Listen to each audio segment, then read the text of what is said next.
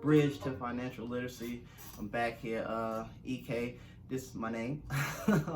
But yeah, so today in this video, what I want to do is I want to go over 3 points on how to find a stock, or what you know, some steps that I believe, well, personally, some steps that I do to begin my process in researching stocks and stuff like that. But yeah, before I get into that, I want to just give a shout out to everybody who's going on, line and supporting your board, supporting this movement that is near and dear to my heart for the future of, my community and like my family, and just in general, just to build wealth. And that narrative is around the lottery, and how we spend lifetimes putting all this money into lottery, where we could put them in stocks or into a fund or into the market and guarantee returns, versus just gambling them away and just throwing money to the government or whoever's using this money for whatever. Yeah, man, it's something that I'm passionate about, getting that message out. And I just want to thank everybody who purchased a shirt. The shirts will ship out after the campaign is over with. And yeah, man, I'm just grateful, and you guys are amazing. I love you. Yeah, so let's get into the video. All right, so how do I find stocks? So how do you find stocks? I get this question a lot. So first thing I would say is to be curious. Like, your curiosity is going to drive your research in an organic way. And your curiosity is a product of your circle of confidence. So let's say, like, like you like basketball and stuff like that, so you want to invest, so you want to start investing in stuff that pertains to basketball. So what's one thing that invest in that basketball people use? Shoes. So you might want to invest in Nike.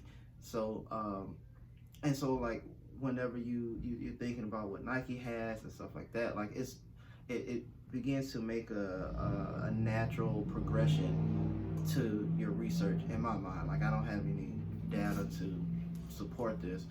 Just by the only data that I have is just like my own experiences. That's the only way I've been doing it so far. So yeah, so curiosity is a big one in my book. So that is point 1. So for 2, you got to have an outlet, a financial outlet, or an app or a website that is going to give you information about what's going on in the financial world. I personally use Investmests. I think I said that right. Did I say that right? I hope I said that right. And then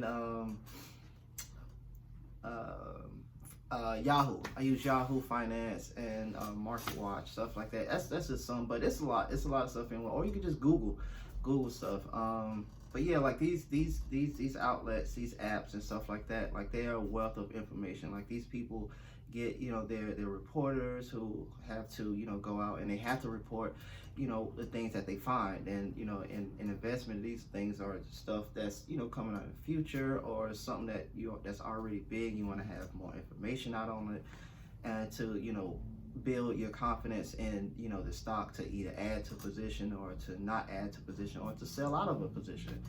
So these informational outlets are key for you to gain knowledge and information to help you make your decision. And then, like, they also point you towards certain stocks. Well, I know, like, when in Yahoo Finance, they point you towards certain stocks. Like, at the beginning of the article, they'll have all the stocks that they talk about in this article, and then it's a direct link. You can touch it, and then the stock pops up, and then you can go through. You can read the charts, so you can see what the options are. You can see the financials, the balance sheet, and then you could just, and then, like, this is where your curiosity will take the natural progression, because you just start going down that rabbit hole, seeing like what, you know, all of these things that the stock has to offer, you know, like PE ratios, all the stuff like that.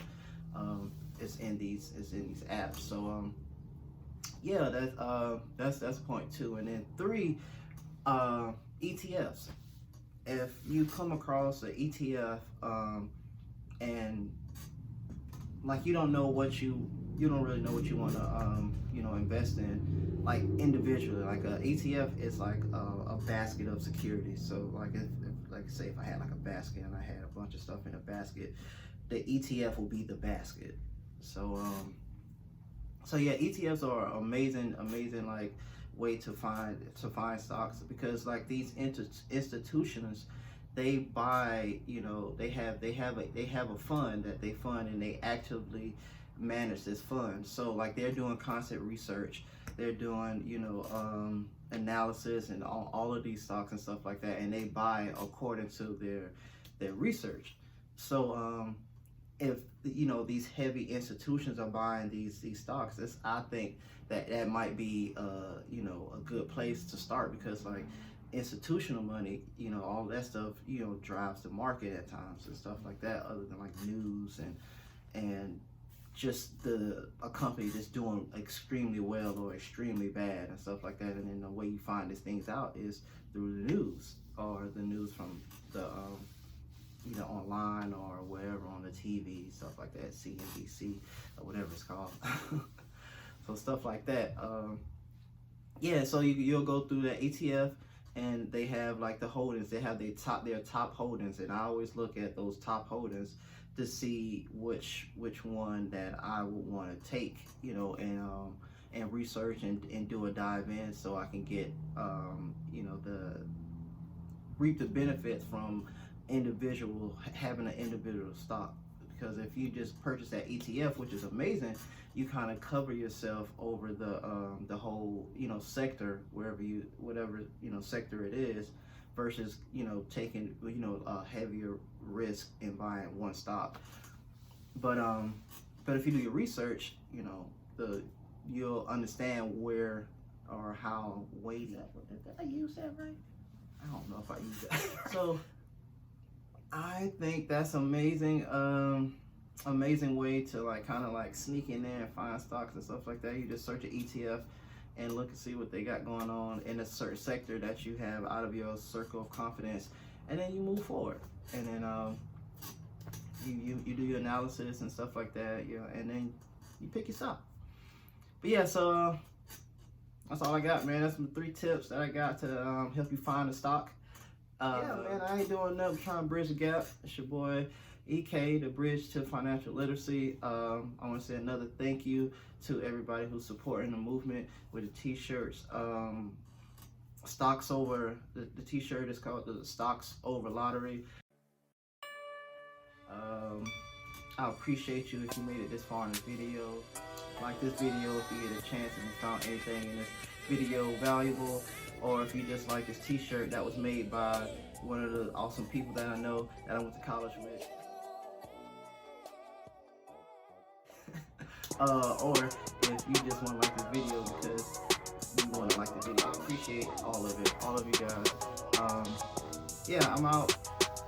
Hey, watch the drip. We gon'